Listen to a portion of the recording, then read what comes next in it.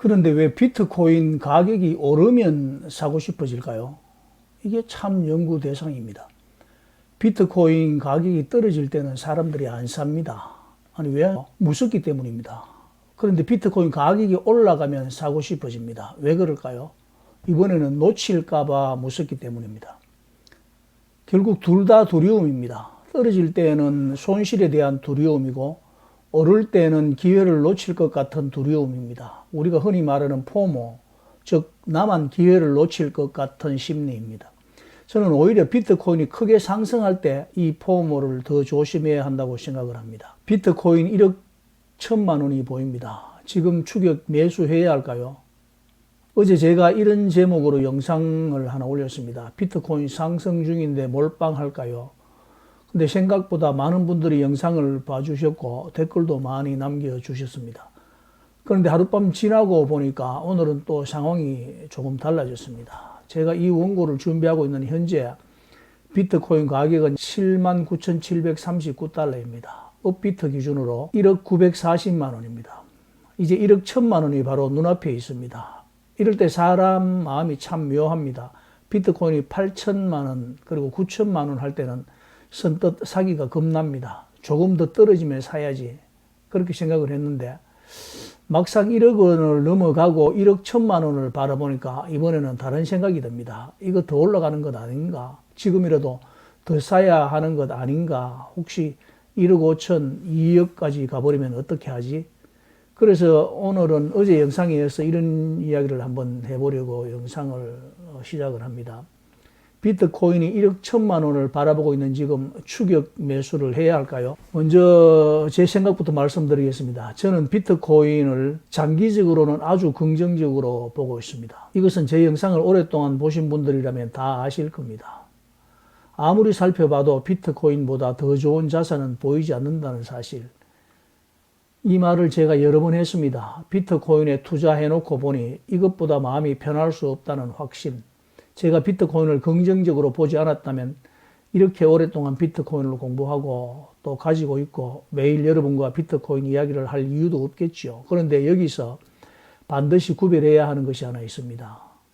비트코인의 장기적인 미래를 긍정적으로 보는 것과 오늘 이 가격에서 사면 당장 돈을 벌 것이라고 생각하는 것은 완전히 다른 이야기입니다. 저는 이 두 가지를 섞어서는 안 된다고 생각을 합니다. 이번에는 왜 이렇게 갑자기 올랐을까요? 비트코인 가격이. 며칠 사이 비트코인 가격이 상당히 빠르게 올라왔습니다. 그렇다면 뭔가 이유가 있을 겁니다. 여러 가지 이유가 있지만 저는 크게 세 가지 정도를 보고 있다고 했습니다. 첫 번째는 미국 재무부의 장기 국채 바이백 확대입니다.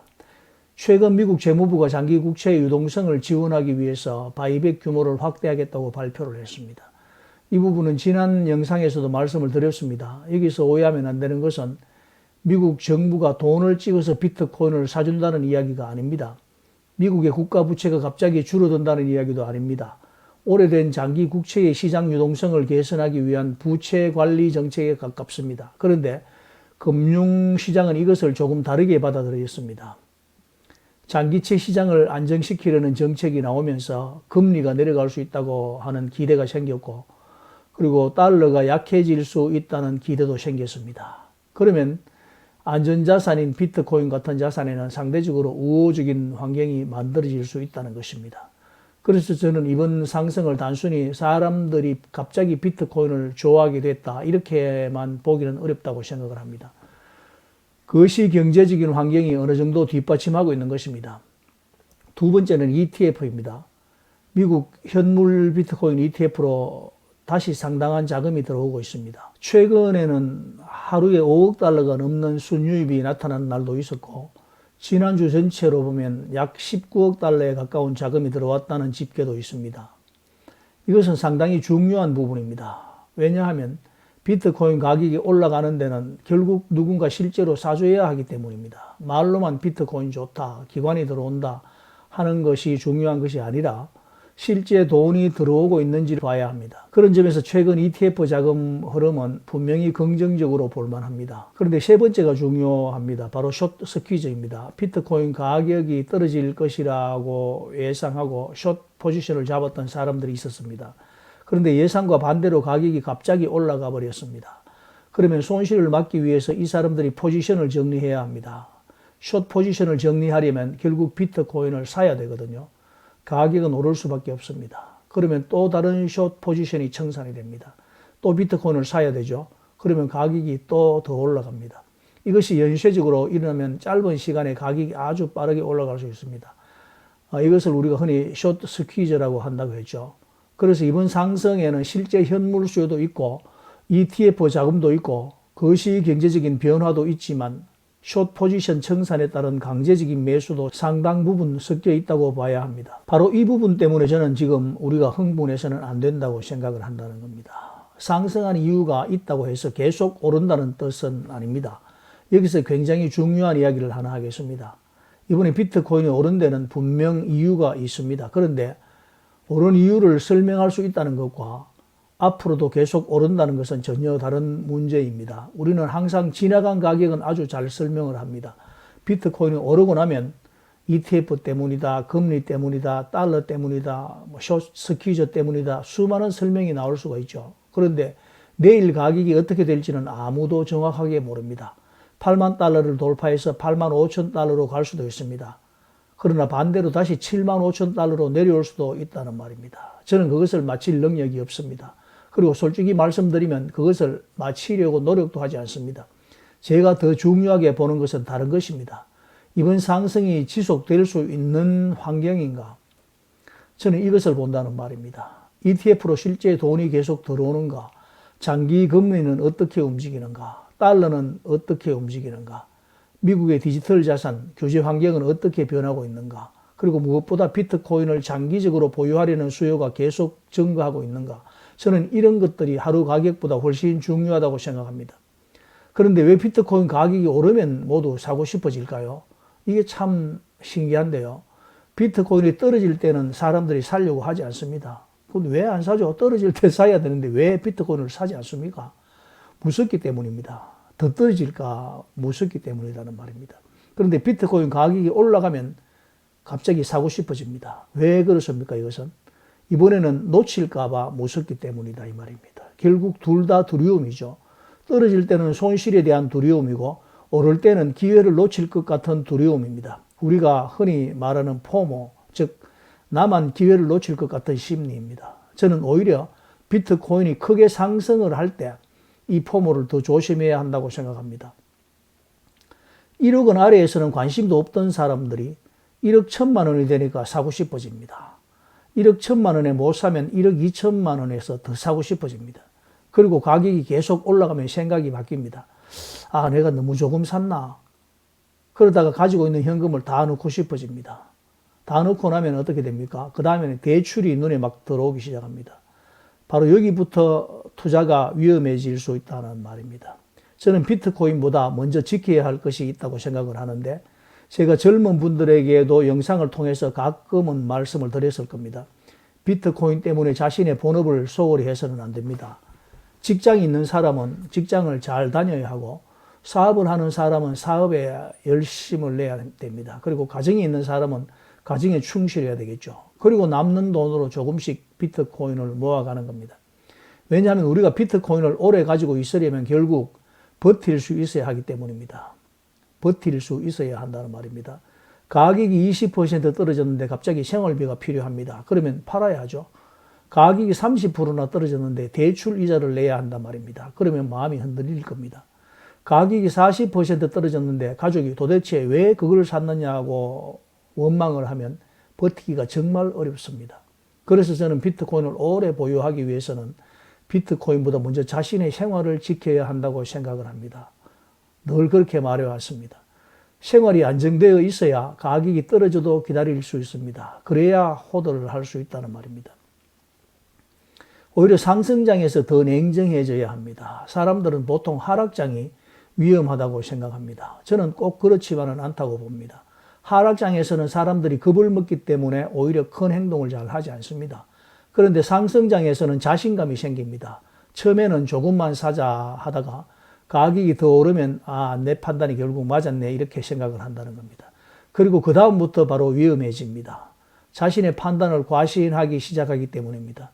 비트코인이 올라서 돈을 번 것인데 어느 순간부터는 내가 시장을 잘 알아서 돈을 벌었다고 착각을 할 수 있다는 겁니다. 그러면 투자금이 갑자기 커지기 시작하죠. 레버리지를 생각하게 됩니다. 돈 빌려서 몰빵한다는 겁니다. 선물을 건드립니다. 이거는 몰빵보다 더 심한 겁니다. 왜냐하면 외상으로 몰빵을 하는 거니까요. 옛말에 외상이면 소도 잡아먹는다 이런 말이 있었나요? 그러다 시장이 한번 반대로 움직이면 그동안 벌었던 돈을 한꺼번에 잃을 수도 있습니다. 그래서 저는 상승장일수록 한 번씩 자기 자신에게 물어봐야 한다고 생각합니다. 내가 지금 비트코인을 사려고 하는 이유가 비트코인의 가치를 믿고 있기 때문인가? 아니면 가격이 올라가니까 흥분해서 사고 싶은 것인가? 이 질문은 상당히 중요한 질문입니다. 그렇다면 지금 비트코인을 사면 안 된다는 이야기인가? 그것이 아닙니다. 저는 그런 말씀을 드리는 것이 아닙니다. 장기적으로 비트코인을 모으겠다고 생각했던 사람이 있고 생활에 전혀 지장이 없는 여유자금이 있고 10년 이상 가지고 갈 생각이 있다면 그 사람에게 79,000달러라는 숫자 하나만 가지고 절대로 사면 안 됩니다 라고 말하는 것도 이상합니다. 반대로 이제 상승장이 시작됐으니까 전부 넣으십시오 라고 말하는 것은 더 위험합니다. 결국 중요한 것은 가격보다 자기 상황입니다. 제가 좋아하는 방식은 아주 단순합니다. 한 번에 인생을 걸지 않는 것입니다. 내가 감당할 수 있는 범위에서 가격을 맞추려고 하지 말고 시간을 두고 모아가는 겁니다. 그러면 1억 1천만 원에 조금 샀는데 9천만 원으로 떨어져도 견딜 수가 있습니다.